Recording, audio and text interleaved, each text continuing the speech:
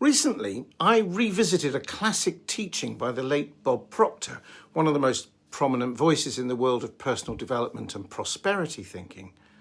Bob was famous for saying things like, "You can turn your annual income into your monthly income," and he wasn't being metaphorical, he meant it quite literally. Today, I want to share something that could genuinely change the way you see money and, more importantly, how you go about allowing more of it into your life. But how exactly? And is it possible without burning yourself out, hustling 14 hours a day, or turning into someone you're not? Let's dive in. I want to walk you through Bob's core teaching, especially around something he called the law of compensation. But I have a twist on his ideas I think you're going to love because it brings effortlessness and trust back into the equation. And by the way, if you've ever struggled to apply the law of attraction, if you've read all the books but still feel blocked when it comes to receiving more money, then I invite you to check out my free short masterclass, Effortless Money Manifesting. You'll find the link just below this video. It's free, and if this topic speaks to you, I think you'll find it eye-opening. Let's begin with what Bob Proctor taught. According to Bob, there are 3 basic strategies people use to earn money. He named them M1, M2, and M3. M1 is trading time for money. M2 is investing money to make money. M3 is building multiple streams of income. Most people, around 96%, he said, fall into the M1 category, trading time for money. They go to work, clock in their hours, get paid, and repeat. The problem? Time is limited. There are only so many hours in the day, which means this strategy eventually hits a ceiling. Then there's M2, used by about 3% of people, investing. If you've got capital and know how to manage risk, great. But most people don't start here, and those who do often dabble without knowledge and lose what they had. The third strategy, M3, is where it gets interesting. According to Bob, only 1% of people use this approach, and yet they generate over 96% of the wealth. How? They create multiple sources of income, so they're not trading time. They're creating value systems that continue to generate money even when they're asleep. Now, this isn't multiple jobs. That would just be M1 on steroids. It's about building leverage, assets that work for you, products or platforms that continue to deliver value long after the initial work is done. Bob himself admitted he stumbled onto this path. He wasn't particularly academically educated. He just learned from mentors, applied what he read in Think and Grow Rich, and started creating results. Big ones. But here's the point I want to zoom in on. Bob quoted the law of compensation, originally from Ralph Waldo Emerson, and it goes like this. The amount of money you earn will always be in exact proportion to 3 things. 1, the need for what you do.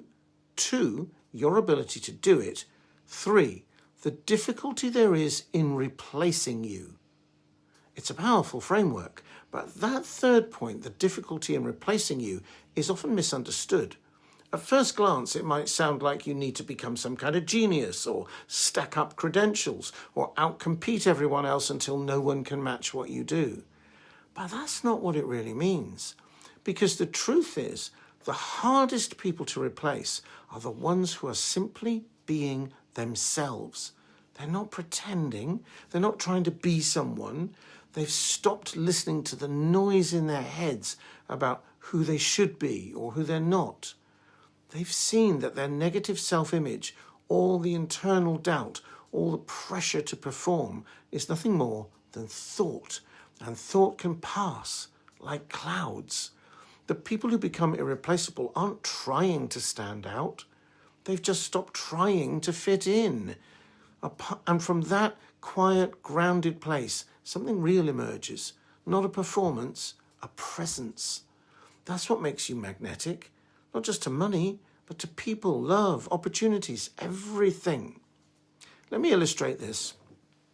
A few years ago, I went to the funeral of a dear friend. Amongst the many moving eulogies, one was given by an elderly man I didn't know. He stood up and explained that he was a neighbour of my friend and that what he cherished were the memories of being able to knock on his door and be received with a warm welcome and a pot of properly made English tea. You see, if you've ever been to a funeral, you may have noticed that what people remember and often cry over the most isn't their skills or brilliance or their bank balance. It's the little things that made them feel good, feel loved, feel liked. Times the departed person made them laugh or made them see something in a new way. I don't want to get morbid here, but it's a powerful exercise to consider what you'd like people to remember about you at your funeral and afterwards. What would you like people to say in their eulogy about you? If you have a friend who's close enough, do it with and for each other. It's far better to do this while you're alive, don't you agree? It's optional, of course, but I hope I've at least made you think, and maybe you could at least grab a pen and write your own eulogy. Do you really want to be remembered for your fashion sense or your bank balance? Or how you made people smile, how you gave people hope in troubled times and always lent a shoulder to cry on? Find who you are inside and live from that place. It isn't hard, but for some people it takes some courage and practice to drop the act of trying to be liked.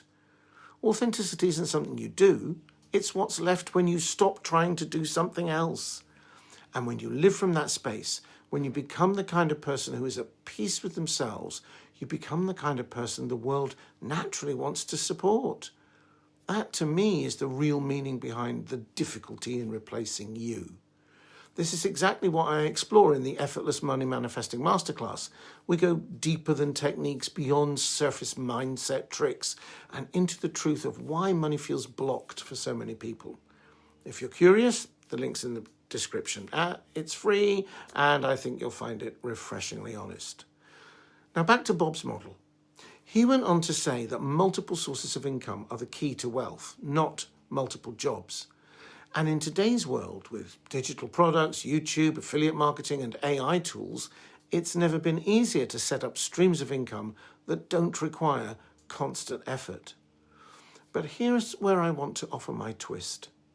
Even when you understand these strategies, even when you apply the law of compensation, you can still feel stuck if your inner state is full of pressure and panic. Why?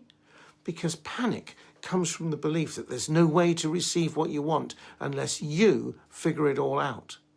And yet, the biggest shifts happen when you stop trying to run the universe.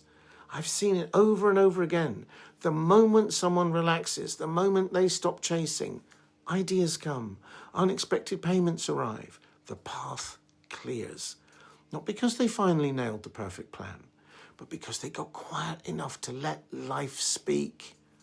So here's the twist I promised.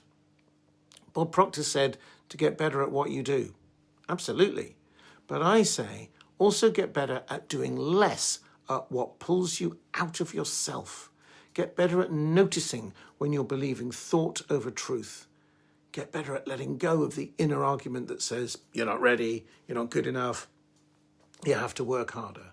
Because that's not you. That's just old noise. And when you stop giving it your attention, you remember something deeper. You're already whole. You're already worthy. And you're already connected to the stream that carries everything you need. All you have to do is stop paddling upstream. So if this speaks to you, if you've been feeling the tension of trying to manifest more money or wondering why things feel stuck, I'd love to invite you once again to join me in the Effortless Money Manifesting Masterclass. It's totally free and it goes much deeper into everything I've shared here today. The link is below. And if you've watched this far, I think you're more than ready for it. Let me end with this. Bob Proctor once said, "You don't need to know how, you just need to be willing." I agree. And I'd add, you don't need to strive, you just need to trust. Because money is not the reward for effort, it's the reflection of how safe and ready your nervous system feels to receive. And when you get quiet enough to hear that inner yes, that's when the income starts catching up with your vision, effortlessly. I hope this video has been helpful. Thank you for watching, and I'll see you very soon in another video.